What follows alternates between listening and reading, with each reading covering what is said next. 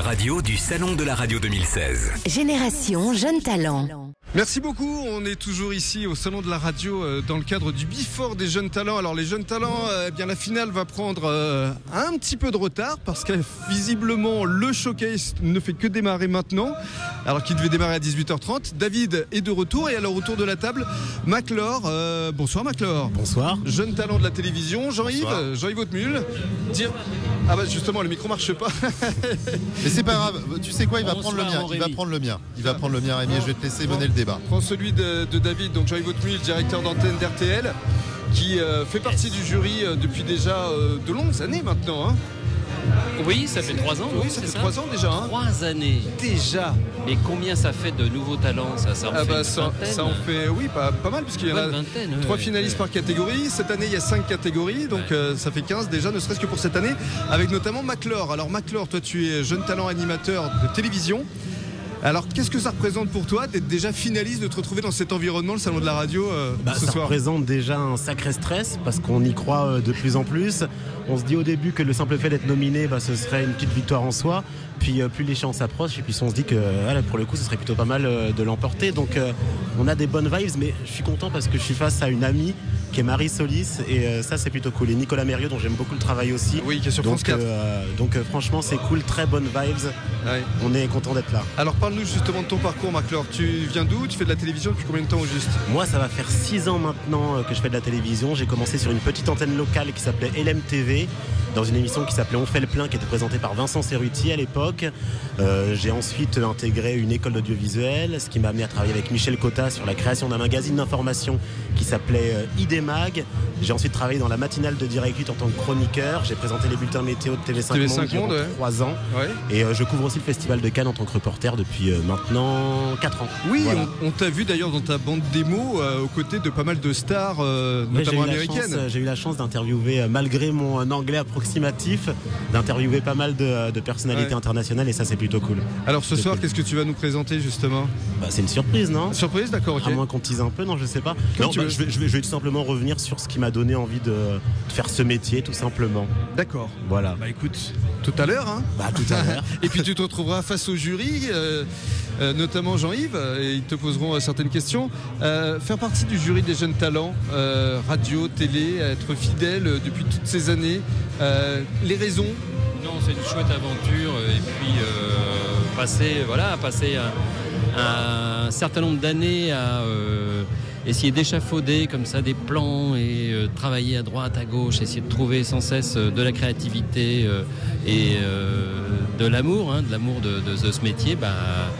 C'est un carrefour génial parce que je reconnais que l'organisation de ces jeunes talents, dont tu es le papa, un peu, c'est pour la 10e année. C'est vrai. Ça reste un des centres d'intérêt majeur, je trouve, et de préoccupation de l'ensemble du jury. Tous, je pense qu'on a tous cette passion de voir et d'avoir, et le devoir aussi de devoir, je dis n'importe quoi, c'est pas grave. Le devoir. Le devoir qui est le nôtre, en fait, c'est de faire privilégier le talent. Et c'est très émouvant. J'en parle très mal. Et je suis certain qu'on est très très fiers à chaque fois. Tous les ans, on est très fiers, les uns et les autres, du palmarès, quel qu'il soit. C'est pas forcément celui dont on aurait rêvé à titre personnel, mais sérieux, c'est un vrai truc de groupe et c'est une petite bande presque de copains maintenant. Ouais, et puis ce qui est formidable, c'est que chaque année, les lauréats ou les finalistes sont heureux d'être présents et puis qu'ils gagnent ou pas, peu importe finalement.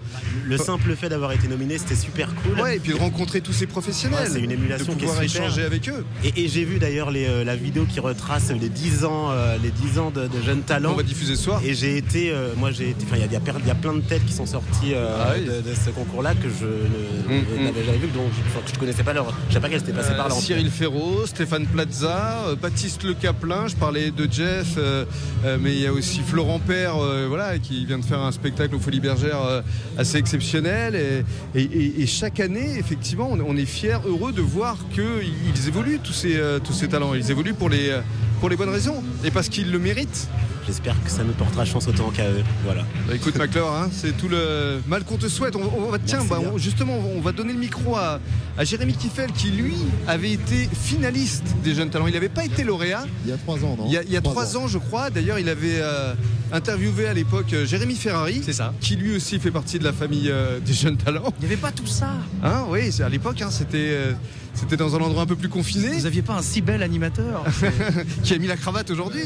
Je l'ai mise que pour mais toi aussi, Jérémy, t'as mis je la l'ai cravate. mise que pour lui. Alors, qu'est-ce que ça t'a apporté, justement, d'être Jeune Talent, de faire partie de cette famille sans gagner, hein, je le rappelle. Effectivement, une confiance énorme. Une confiance, on prend de la confiance grâce à vous, normalement, hein, Rémi. C'est fou, en fait. On gagne pas, mais au contraire, on a envie de gagner, mais après. On a envie de prendre de l'expérience grâce à vos conseils précieux après. On a envie d'aller encore plus loin.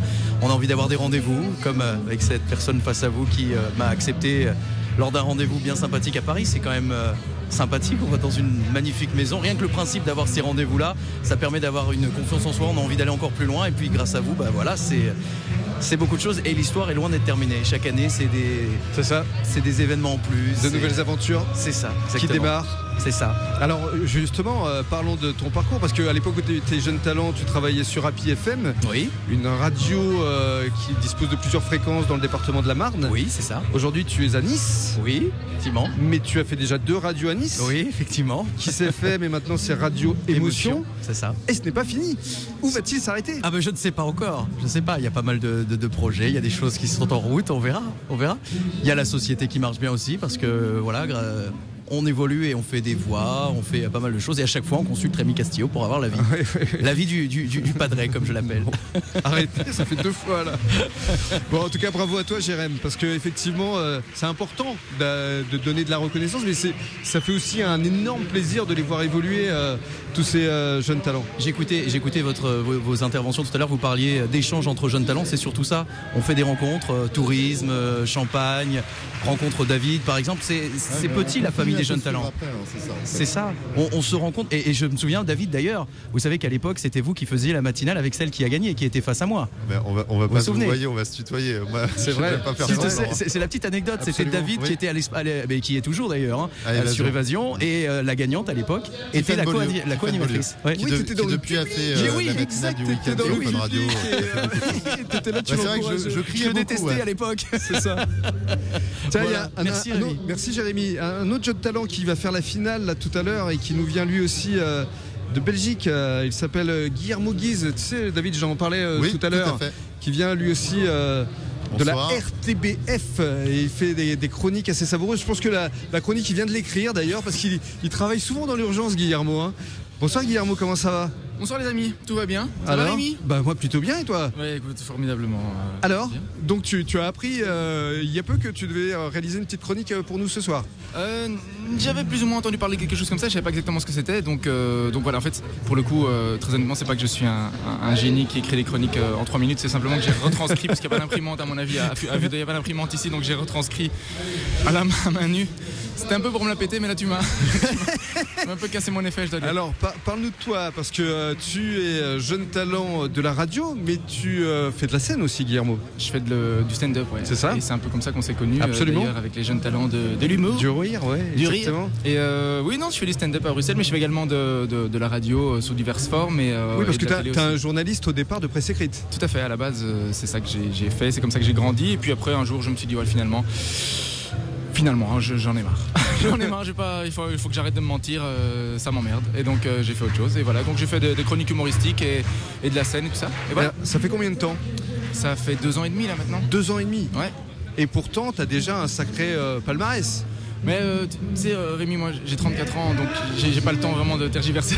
Il faut que j'y aille parce que c'est bientôt l'essentiel. C'est bientôt la fin de ma carrière, donc ce n'est que le début.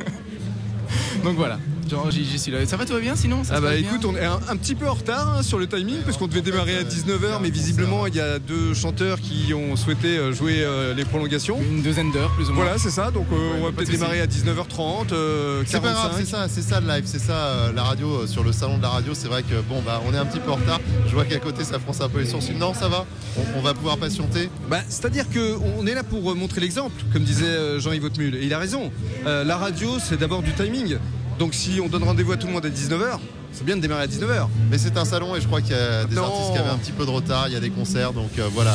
Oui, Priorité au direct. Quand on m'appelle depuis 2 jours pour me dire Rémi, on préférerait démarrer à 19h parce que c'est là où tu nous ramènes du monde et qu'après finalement, voilà. Grosse tension en tout cas sur le salon.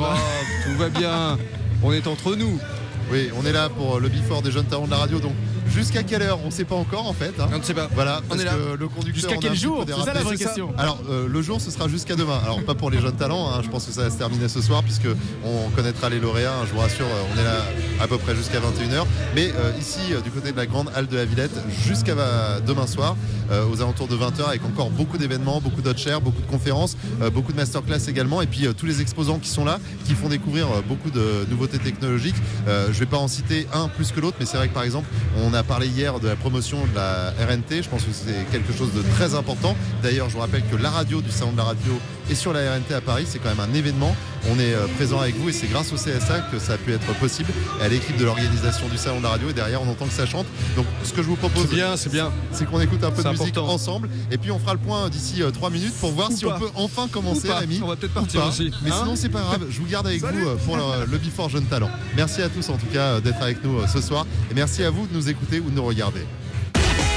En direct de la Grande Halle de la Villette à Paris jusqu'au 2 février. La radio. Du Salon de la Radio 2016. Avec Open Radio, Maxillaire, Broadcast Associé, Lesvoix.fr et A2PRL.